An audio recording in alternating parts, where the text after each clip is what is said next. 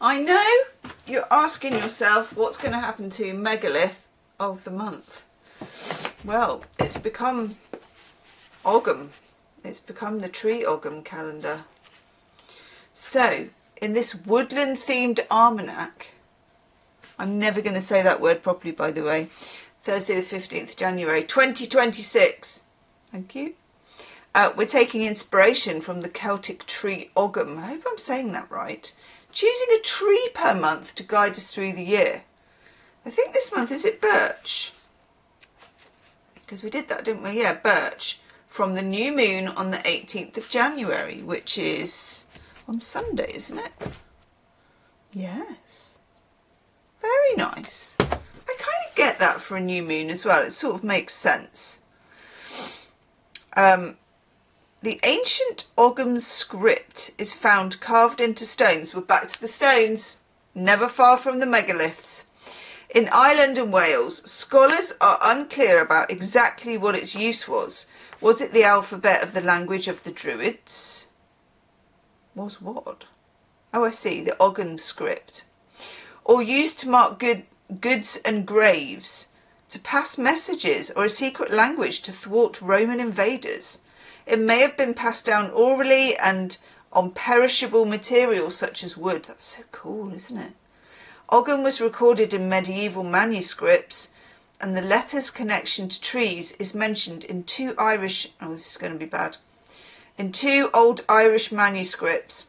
The 8th century Auricept, okay, I'm just going to have to show you that bit because it will be too painful. Those ones there, okay, read at your own leisure. The Scholar's Primer, Celtic Ogham, the Book of Oghams, I read that wrong initially. The letters are called Fada, meaning trees, or Nin, meaning forking branches. Fork off. Sorry. Reflecting their tree-like shape. Each comprises an upright mark with several marks crossing it. It's a bit like the I Ching. See? The idea that the Celtic Tree Ogham contained a pre-Christian calendar was suggested by Robert Graves in his book The White Goddess, Historical Grammar of Poetic Myth. An unconventional exploration of the parts of our pagan past lost to history. Largely rejected by historians, the calendar was picked up by followers of modern paganism and Druidism. These fluid and creative religions compensate for the paucity of written evidence about pre-Christian British and Irish religion by combining pagan practices from around the world with folklore, magic and spiritual beliefs. The Celtic Tree Ogham makes use of a rare fragment of pre-Christian script. The idea goes that each Ogham tree character belongs to a different moon phase, beginning and ending at the new moon.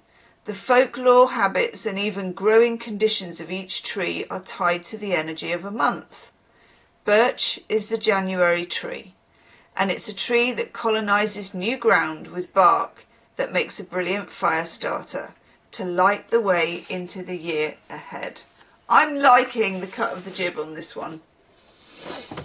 And today, out of tarot cupboard, excuse me, the Baroque Bohemian Cat Tarot. Love that. Just nothing better, is there, than the cat doing some tarot. I think there's a tarot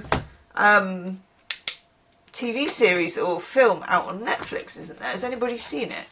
It looked like it was combined with horror type things, so I was a bit like, Plus, I think they trotted out the lovers in the advert, and I'm like, they always trot out the same cards. I'd love it if they were just like 5 of Swords, 3 of Cups, you know what I mean? And the Knight of Pentacles. It's like, make yourself a movie trailer out of that. Hello. I really do think you should come and watch this movie because I'm in it. The Knight of Pentacles. I take a while to show up, but you can't miss me. Ooh, someone's going out on a little bike. All very nice. Okay. let's see if we can spot either the baby daddy Barry or Ginger Nuts in this. Barry's been singing in the backyard, trying to attract the girls. They're not having any of it. But he's in fine voice and it doesn't stop him. He can reach some quite spectacularly high notes, can Barry. Love Barry. He's a bit stinky, but you know. Ooh, there it is. Moon. Moon. I feel like this is kind of a reading that is talking about the new moon, which is on Sunday. Okay, and I don't know why that's coming up today, but time is but a mere construct. 9 of Wands. What do we protect ourselves with? And that looks quite a lot like my mum's cat, Poppy. Pops, or Pip as I call her. 9 of Wands is about, as you can see, boundaries, having those boundaries, standing up for yourself. It came up a few days ago, didn't it? In a sort of, it's going to feel awkward to have this standoff, but you're going to have to kind of put yourself in an energy that doesn't really suit you and do it anyway. Okay, I know it's orcs, as the kids say, but it's worth it. Okay.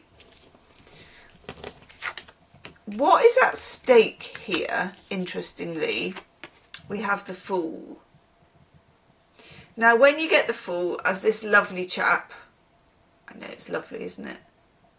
Looks like an old cat of mine, actually, Skippy. All right, Skip. I used to talk to her in Australian. All right, Skip, someone's fallen down the well. What's that, Skip? Anyway, Skippy aside, God rest her soul, the Fool is freedom. It's not always a new beginning. It's like the freedom to start a new beginning if you want to. The freedom to be in that energy. The freedom to be like, no, I feel enough that I can just launch myself in that way, and I'm going to. So there. It's like you're protecting your right to be free. Okay? This could have a macro meaning as well as a micro meaning. Page of Swords, love it. This is the beginning of coming up with what you want to say. How you want to say it. It can be just coming up with the idea of something. Because it's a page, it's the most junior of all the court cards. And by the time you get to being like the King and Queen of Swords, you're like, I've got this down. You know, I've got a throne, I know what I'm saying. But when you're still a page, it's just the blossoming of a new idea. I have an idea about this, of how to protect myself. I have an idea of how to protect my freedom. We also have the 9 of Swords. So we have the 9 of Wands, which is like to do with fire and to do with the energy of protecting yourself. And then we have the 9 of Swords, which is to do with turning in on yourself a bit. And notice as well, it's very beautifully done, that this is in this kind of icy blue colour. Absolutely beautiful. Looks just like Owlcat that lives around the corner from me. I love Owlcat. Who's, I don't know what Owlcat is, but it's a pedigree, something or other. But it's a pedigree that the owners just let it out whenever, which is really nice. And Owlcat is a real adventurer. So we've got a sort of full moon out the window. We've got moonology energy. We've got precaution, but we've got internalizing it and overthinking it. Okay, so beware of that. But at the same time, you're not wrong, because we then also get another icy blue beauty. We get the moon again, and this is just the moon. And the moon makes no excuses for itself. It's like, I'm here, nobody really knows me, I'm living on borrowed light, I'm subliminal, I hold the mysteries.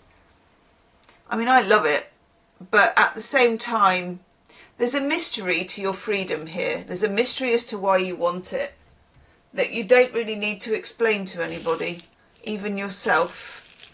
You just want it because it's right.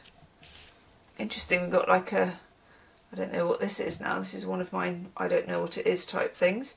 Could be a piece of moon. There you go, bit of a chunk of moon.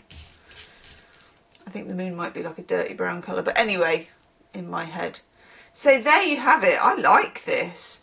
Protection, one that is kind of warm and passionate, one that is turning in on itself too much, but the reflective nature is understandable because the moon is sort of ruling the roost and there is a lot of subconscious weirdness going on. And then protecting your freedom, coming up with at least the initial idea. Very nice. I will see you tomorrow. Namaste.